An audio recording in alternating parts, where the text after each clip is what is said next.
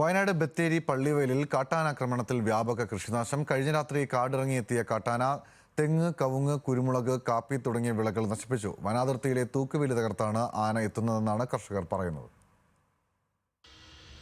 ഒരിടവേളയ്ക്ക് ശേഷമാണ് വടക്കനാട് പള്ളിവയൽ പ്രദേശങ്ങളിൽ കാട്ടാന ശല്യം രൂക്ഷമാകുന്നത്. പ്രദേശത്തെ വനാതിർത്തികളിൽ അടുത്തിടെ കോടികൾ ചെലവിച്ച് തൂക്കുവേലി സ്ഥാപിച്ചിരുന്നു. എന്നാൽ സമീപത്തെ മരങ്ങൾ വേലിക്ക് മുകളിലേക്ക് മറിച്ചിട്ടാണ് കാട്ടാനകൾ കൃഷിയിടത്തിലേക്ക് ഇറങ്ങുന്നത്. കഴിഞ്ഞ ഒരാഴ്ചയായി തുടരുകയാണ്. ഏറ്റവും ഒടുവിൽ കഴിഞ്ഞ ദിവസം രാത്രിയിൽ കാടിറങ്ങിയെത്തിയ കാട്ടാന കൃഷിയിടത്തിലെ 5 തെങ്ങ്, കവുങ്ങ്, കാപ്പി, കുരുമുളക് എന്നീ വിളകളും നശിപ്പിച്ചു. വനാതിർത്തിയിൽ ഹാങ്ങിങ് ഫെൻസിംഗ് വന്നത് ഏറെ പ്രതീക്ഷയോടെയായിരുന്നു കർഷകർ ഉറ്റുനോക്കിയിരുന്നത്.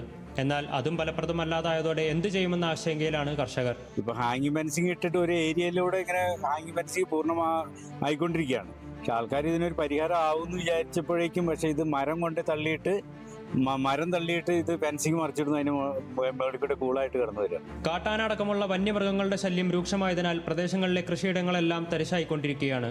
വനാതിർത്തികളിലെ പ്രതിരോധ സംവിധാനങ്ങൾ ശക്തമാകാതെ പ്രശ്നങ്ങൾ അവസാനിക്കില്ലെന്ന് കർഷകർ പറയുന്നു. ന്യൂസ് മലയാളം, വയനാട്.